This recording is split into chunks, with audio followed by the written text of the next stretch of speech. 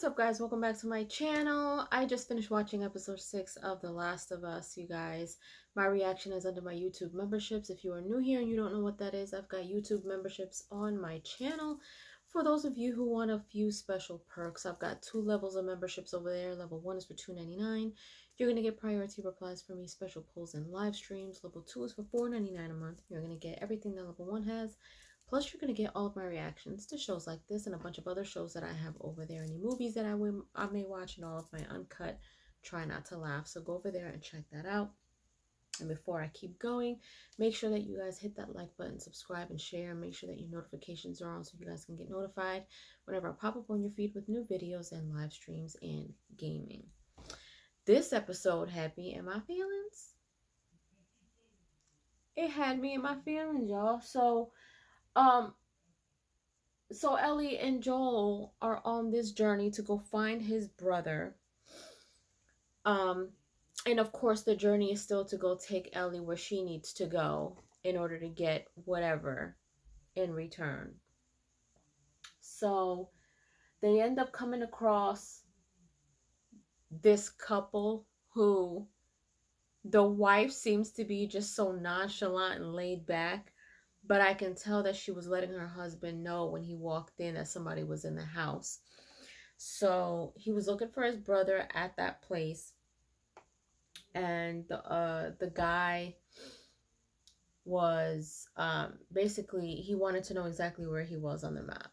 And the guy told him. So he ended up making his way to across the...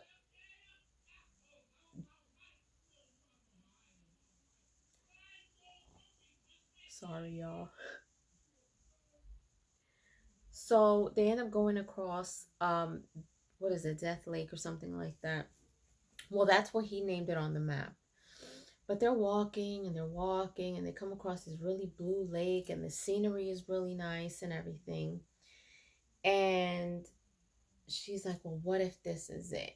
Right? And so as they're walking, he's kind of like looking at the map at this point. And they end up getting confronted by some people on horses. And so at this point, I'm like, oh my God, who are these people?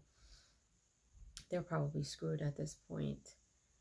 And the guys had a dog that can sniff out any infected. So he's like, well, why are you here? He was like, I was looking for my brother. And they sent the dog to go sniff them out. So the dog went to go sniff Joel. That was fine. But when it came to Ellie, it's like they were both scared. No, I'm sorry. Wait, let me back up a little bit. So when they left that couple's house, Joel was like, it looked like he was having a heart attack. Like he was having these chest pains or whatever, which I'm assuming were panic attacks. If you know anything about panic attacks and anxiety, you feel like you're probably having a heart attack because that's how it feels. But he was having like these panic attacks. And so anyway, he kept on going and he assured Ellie that he was fine. And then anyway, so fast forward. So the guy sent the dog to sniff him out. So as soon as the dog went to Ellie, he almost kind of, you heard this that sound that made it seem like he was about to feel that feeling again. Because he's just like, yo, like if they sniff her out and they find out that she's immune or she has been bitten, at some point she's dead. So the dog, it almost seemed like the dog knew because it started growling, but then the dog ran up to her and was very playful. So it was like, all right, fine. So there was a lady on a horse. She kind of pulled up and was like, what's your name? And he said his name. And it was almost like she knew who he was or she knew who Ellie was. We weren't sure, but of course that unfolds later on. So they take Ellie and Joel on horseback to their camp. It's like a whole world where they're at. Like it looks a little bit Western, and you know, they've got people working on their own. And as they're going through this camp, Joel sees his brother, and his brother sees him, and he ends up jumping off the horse, and they see each other, they embrace. That had me all in my feelings. And then Ellie kind of looked like, she had this look like all like while they're having a sweet moment, but at the same time she had this look like that's something that she was missing, because she didn't have anyone, and he found his brother, and she, is still alone or whatever. So there was that. So finally they're catching up and everything. They're sitting down in this area that looks like, a cafeteria or a cafe or whatever, and they're having some food. They fed them, and Ellie, being the Ellie that we have seen, she's like cursing up a storm. She's like totally just being disrespectful. And then there's this girl, you see like this girl across the way that's looking at Ellie, and she's just like, what? And I'm just like, why you gotta be like a little bully? Like, what are you doing? That girl didn't say or do anything to you. So, Joel is kind of telling her, like, look, chill out. You know what I mean? Let's mind our manners type of thing. So then, he asks for some privacy to talk to his brother, to have some family time. And he was just like, well, she is family. Like, that's his wife type of thing. And he's just like, huh. Like, oh, okay. So at that point, he offers to give him, a tour, and he's getting a tour of the place. And it was like their own little world. Like, they had, it was almost like a sense of normalcy, where they had a theater, and they had, you know, a little bit of everything that you would find in the real world, right? And so at some point, they get to the stable where there's some horses, and the lady, Maria, she lets them talk, and she takes Ellie to the little house or whatever they're going to be staying at. So the brother takes him to this bar. Like, they have a bar, they have everything. So they're sitting here having a drink. And at first, he basically lies to his brother, because his brother asks, well, how's Tess? Oh, she's fine. And the little girl, like, he doesn't tell him anything. And they're having a drink and everything. And at that point, he's gone through all of this to find his brother, only to find out that his brother he's basically happy where he is. He's married. He wants his brother to go with him. He wants Tommy to go with him to take the girl, and he's just like, I came to save you and came to get you out of here. He was just like, or, come with me to go take Ellie where she gotta go. He was like, or your wife won't let you, type of thing. So Tommy lets him know that he's scared because he's about to be a father. So this bothered Joel a lot, because I think at that moment he felt like, you have everything that was ripped from me. Like, you've got your wife, you've got a kid on the way, you've got this great place, and you've basically just been living your life off the radar. He's like, is it because of her that you've been off the radio, and I couldn't talk to you anymore and everything? And he's basically like, look, I had to do what I had to do. I didn't want to do that anymore. And so he got upset. He stormed off. Meanwhile, Ellie has taken a shower. She's got some fresh clothes. She ends up coming across the living room of the place that she's at, and she sees like this little mural on the wall. And there's two names with, a birth date and a death date. And finally Maria comes in, and she's like, here's a coat. She gives her a coat, and of course Ellie's like, it's really effing purple. She's like, eggplant, it looks good. And then she offers to give her a haircut. Like, it was really strange. She's like giving her a haircut, and oh, so when Ellie got out the shower, she found herself, looking at the bed, and there's a pair of clothes, and there's also a menstrual cycle cup that, of course, Ellie doesn't know anything about, with instructions. So she's basically trying to hook her up you know, as a young woman, trying to give her, you know, what she needs, because these are things that she's gonna need, especially as a teenager, you know. And then she wants to give her a haircut, and then she gets her all ready and she takes her to the theater to go watch a movie. And meanwhile, you know, Joel takes it upon himself to talk to his brother. His brother comes into where he's at. I guess he's trying to fix his boots, and his brother comes in with a pair of brand new boots for him. And he tells his brother that he basically wants him to take Ellie across the way because he's just scared. He's been scared since Tess was alive. You know, all these things happened because he was too slow. And, you know, basically he felt like he wouldn't be able to keep her safe or get her to where she needs to go safely without getting killed or getting her killed.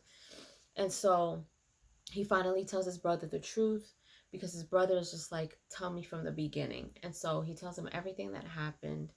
And his brother hesitates but agrees to take her. And, you know, he's just like, I can't. She's safer with you.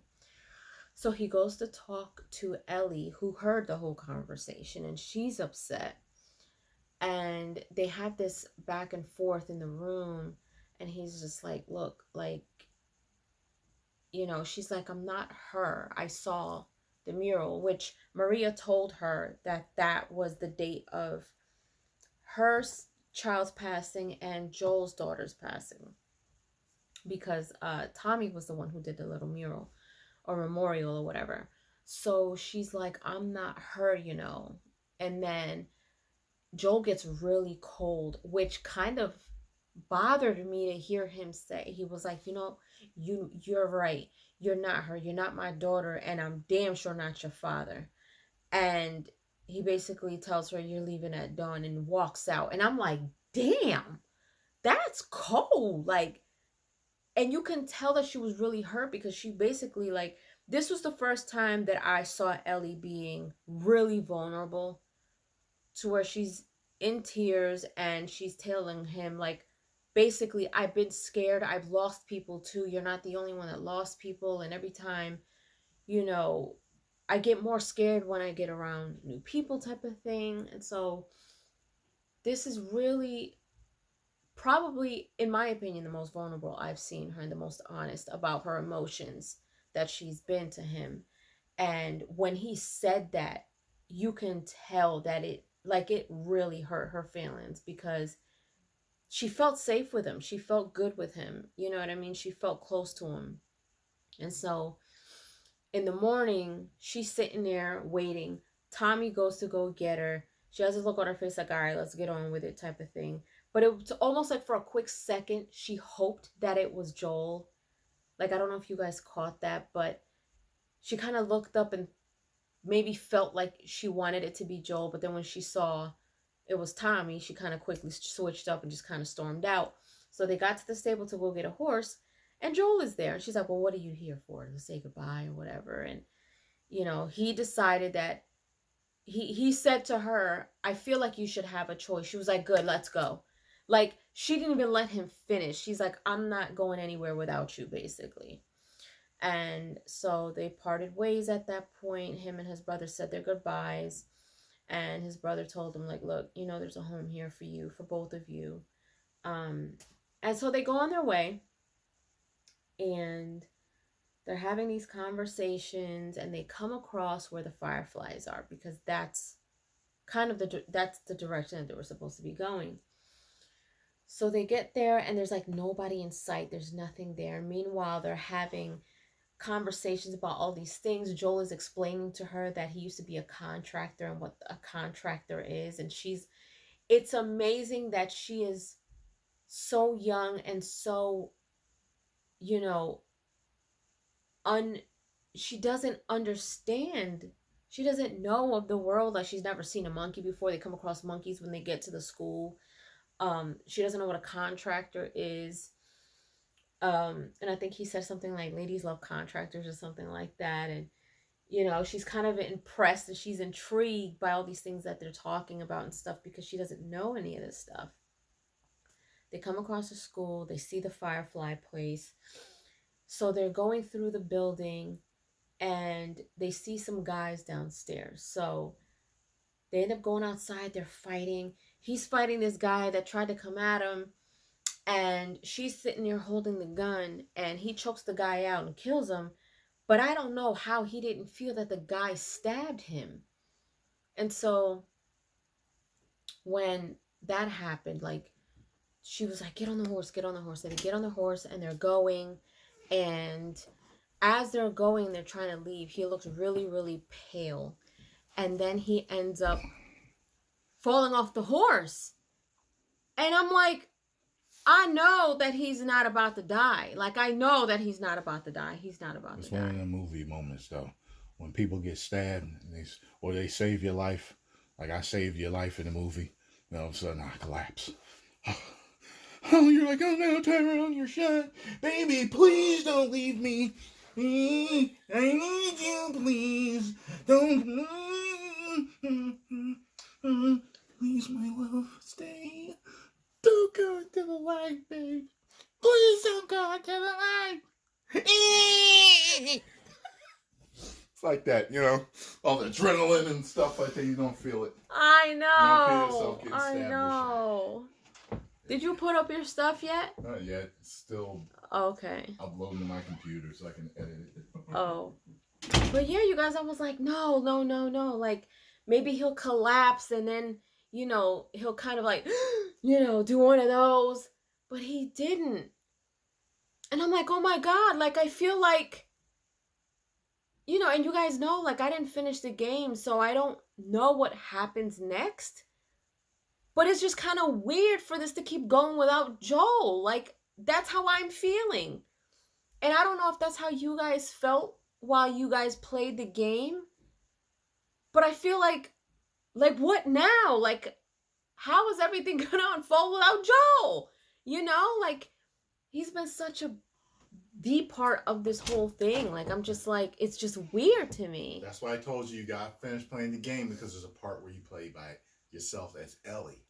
By herself. Well, I saw the post credit scene. Yeah, but that's not it. No. Post credit scene is gonna be it's DLC. It's extra stuff that came out after the full game. Okay. And it looks like they're adding the bad guy or girl from the second game to it. So so I don't know anything about that, because I didn't. Yeah. I don't know anything about that. Yeah, he just told me a bit of information I didn't know. So I told you before. But yeah, so that's how I kind of feel, and her just kind of crying and trying to save him, and I'm just like,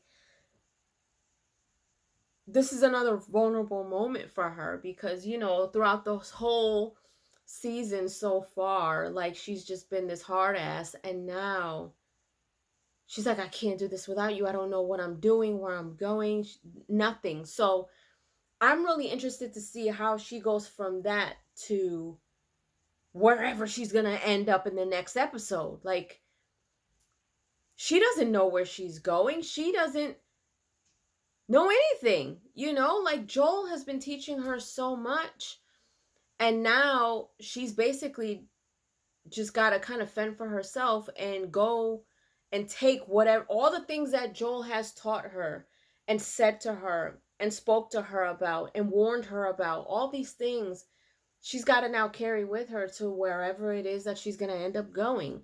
Where that is, I don't know. We don't know what they're doing the next episode, but the post-credit scene, she comes across an old friend, it looks like. But it's kind of weird to me. Like, I don't get how in the post-credit scene for the next episode, she gets from where they left off here to that. So that's going to be interesting to see. But anyway, you guys, this was good. Had me all in my feels, but this was really good. Leave your comments down below. Let me know what you guys thought of episode 6 of The Last of Us. Let me know if you enjoyed my review. And if you haven't done so, please subscribe to my channel, hit like, share, and don't forget to hit the notification bell so you guys can get notified whenever I pop up on your feed. I'll see you guys later. Toodles!